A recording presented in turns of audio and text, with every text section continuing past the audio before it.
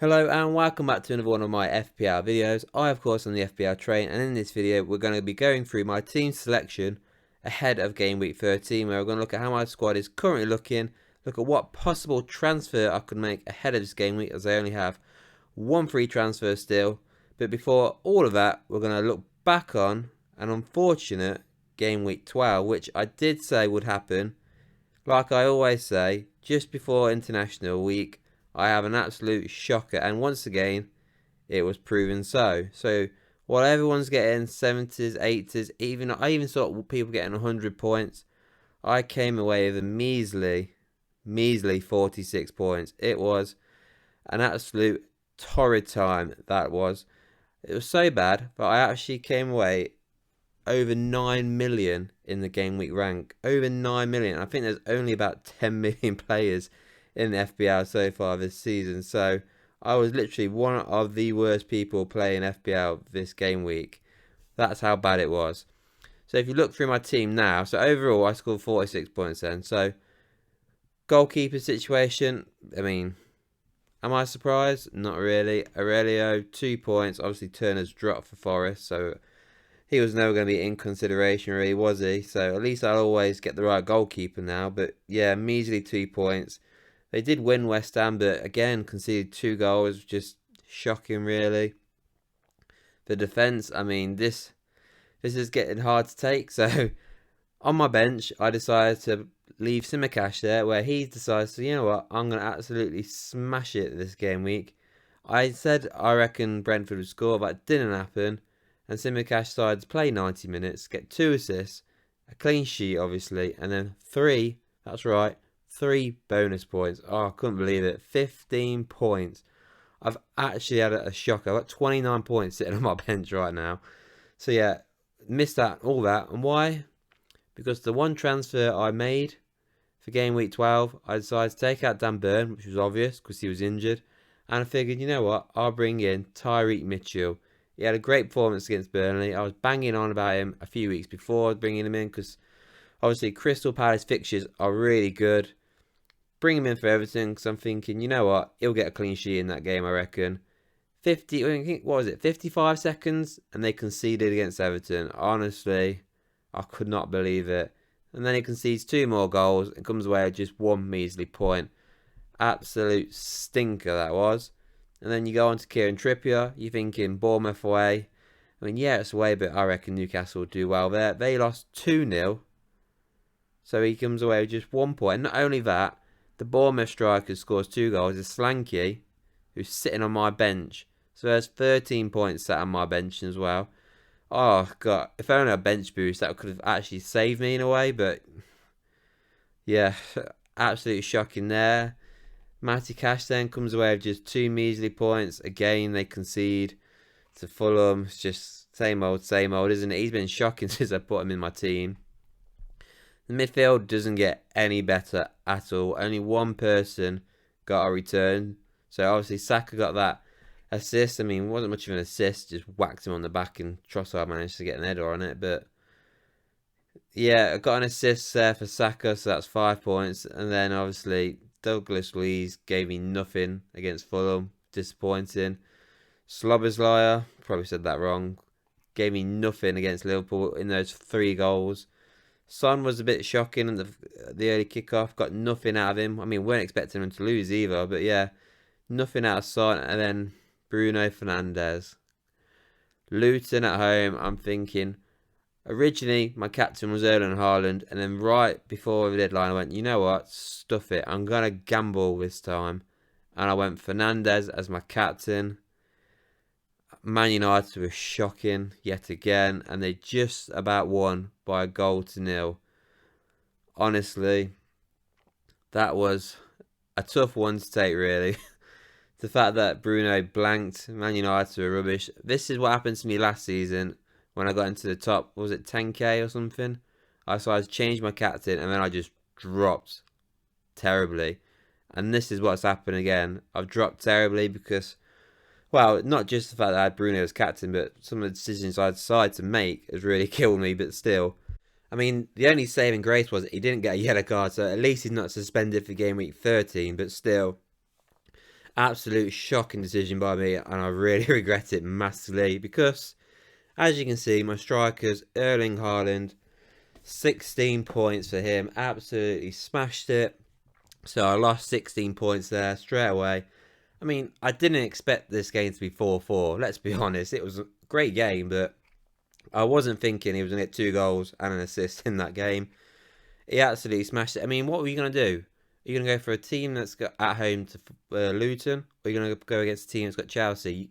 You'd go for the Luton fixture. But no, never again. I said this before and I'll say it again. That's not happening ever again. And then obviously finally, Ollie Watkins got me 6 points against Fulham. Just 1 goal, but he did get a yellow card, unfortunately. So that meant he only got 1 bonus point there. So overall, 46 points. Now, gone from being in the top 100k to being in the top 500k. Still not exactly the worst rank in the world, so I'll take that, but absolutely got a sucker punch, especially as well the fact that Mohamed Salah absolutely killed it this game week. Missed out on the captaincy of Erling Haaland, and it was just an absolute dreadful, dreadful week. And of course, obviously, Simicast and Solanke just sat on my bench.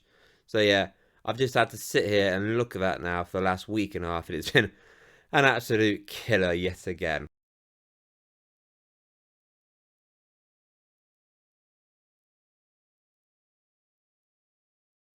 So then, before I go through my team for game week 13, let's look at a potential transfer I could make for this game week. Now, I've only got 1 free transfer again. Honestly, I don't remember the last time I had 2 free transfers, but again, it's just a single one. This is the most likely one I'm thinking about making. Even though I do have other players flagged up, this is the one I fancy most making, and it's taken obviously Douglas Luiz. I'm meaning Eze, and it's self-explanatory really if you look at the fixtures.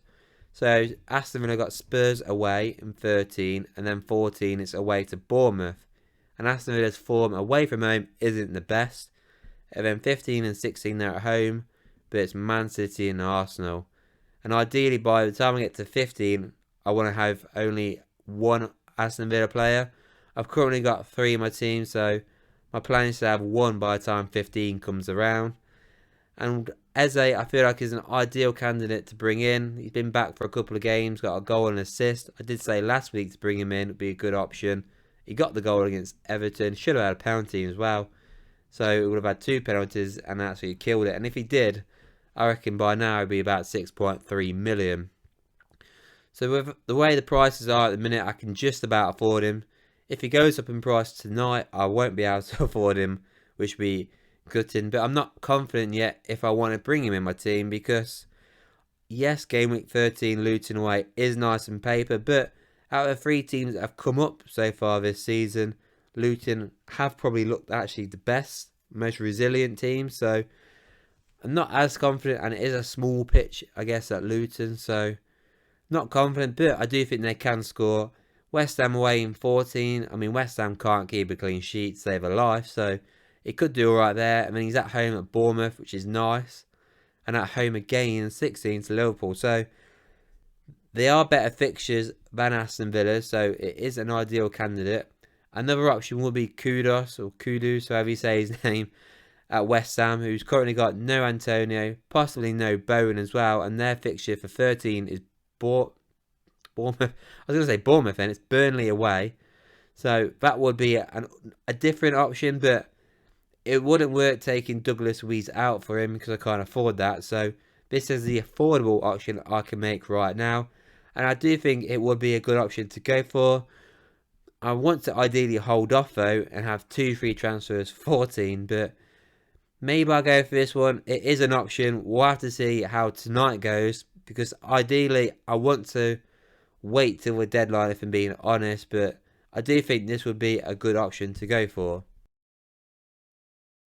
Now then, my team selection then, goalkeeper wise, is self-explanatory now. Turner's dropped at Forest. I have no plans to make any goalkeeper changes until the next wildcard option. So I'm going to be sticking out with Areola, who, let's face it, it's been disappointing. I mean, my goalkeeping decisions have been bad all season. I should have had Johnson when they had the chance.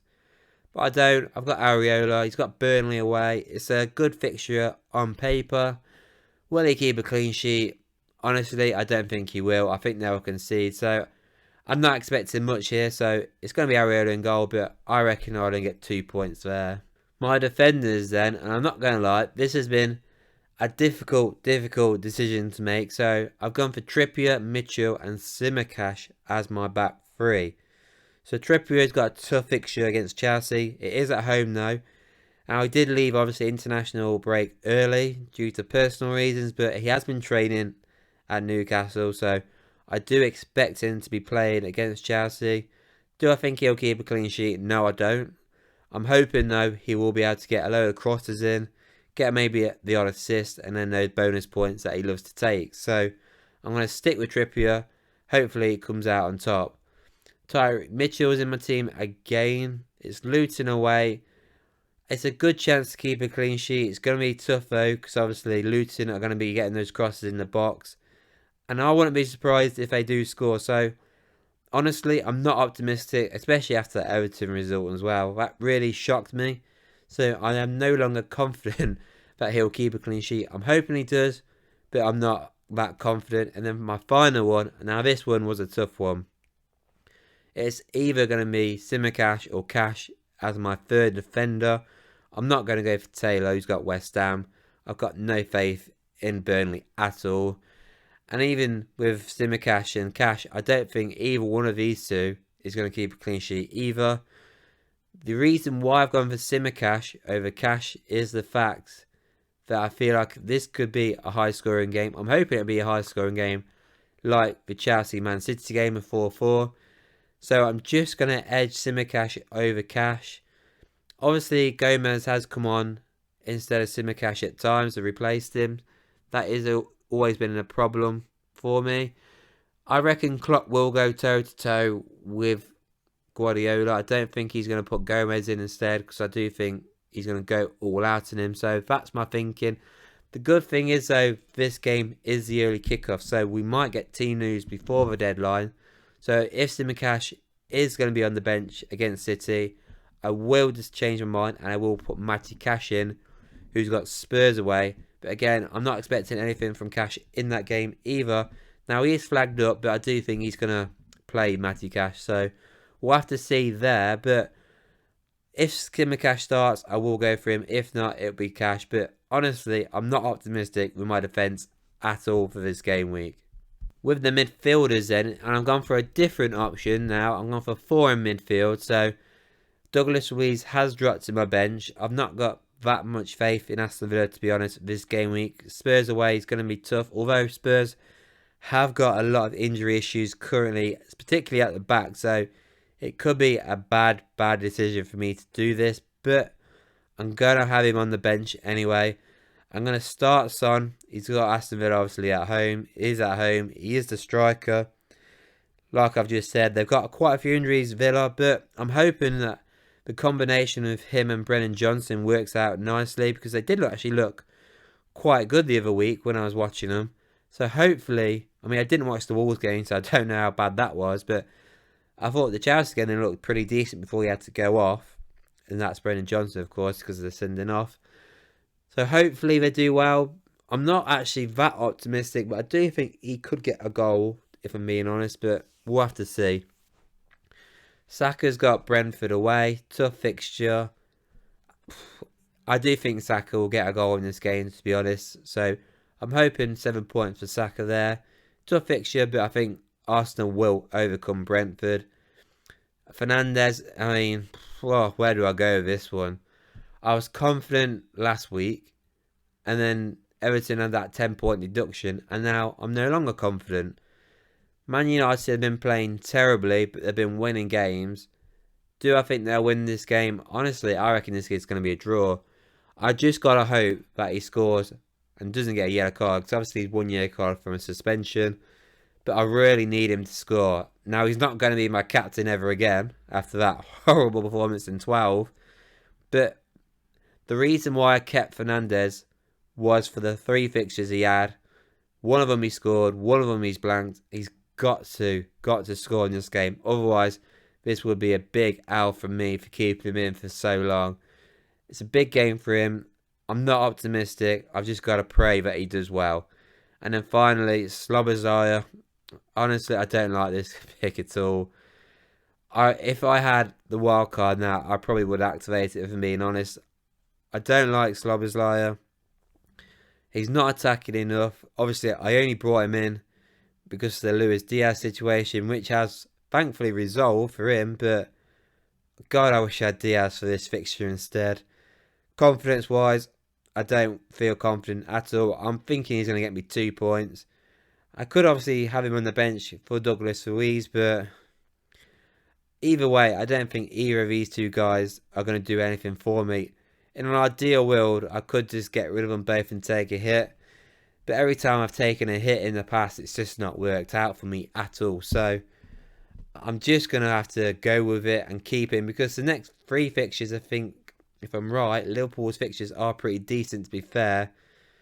But optimistic wise, not so much. So as you can imagine, game week 13, I don't feel too great about it. But that is how my midfield is going to be. So I'll leave Luiz on the bench and I'll have these 4 in my midfield. So that, of course, leaves my strikers. So I am going for a front 3. So obviously Solanke might look knee-jerk because I had him on the bench. He scored a couple of goals against Newcastle. But no, if anybody watches my videos, which isn't many, would seen in the past, the reason why I've kept Solanke was for this game week alone. Because I did think there's quite a few tough fixtures for game week 13. And ideally I want somebody who can potentially get a haul of points.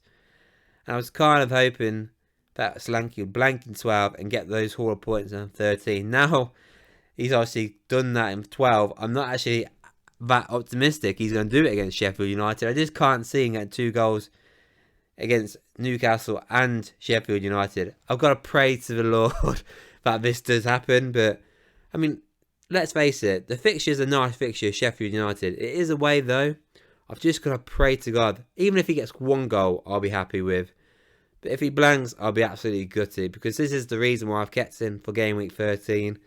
And if he does blank, God knows what I'm going to do for 14 onwards, because there's going to be a lot of players I want to get rid of going forward. Ollie Watkins, I mean, am I confident Aston Villa win? No. But Spurs' defence has a lot of injuries, suspensions. There's no reason why Ollie Watkins would be a bad pick, to be fair. He could score in this game. Do I care that Aston Villa lose? No. It's not going to affect Ollie Watkins, is it? As long as he scores goals, that is all that matters. And I do think he can score in this game. So that's why I'm actually slightly confident in Watkins. So I do think he can get a goal in this game. And then my final option is Erling Haaland, who is going to be my captain. I mean, I could have gone for a Son. Outside chance, Solanke. Honestly, that's no chance, really. I'm not going to bet against Haaland. Now, he is flagged, but I still think he'll play. But either way, he is the early kickoff. So if we get team news and I see that he's not playing as well, I'll just go for Son as my captain, if I'm being honest. But apart from that, it's going to be a tough week, if I'm being honest. Hopefully, Haaland gets a hat-trick. Hopefully, Salah blanks. That'll work out perfect for me. Salah is the problem I've got. I don't own him. And I know a lot of people, particularly around my ranking area, have him. So he is the big difference for me. So fingers crossed, it's going to be a Haaland haul, a Salah blank. And hopefully everybody else in my team gets a haul of points as well. That will work out perfect for me. I really do need it after a bad week. But if I'm being honest, I reckon it's going to be a bad week for me. I do think I'm going to get another red arrow for this game week, which is unfortunate. So let me know what you think of this team. Let me know what transfer you do think I should make for this game week. I know I should get Salah in, but I can't find a way of getting Salah in right now, unfortunately. But let me know what you think. Please don't forget to like this video and hit that subscribe button, and I'll see you all on the next one.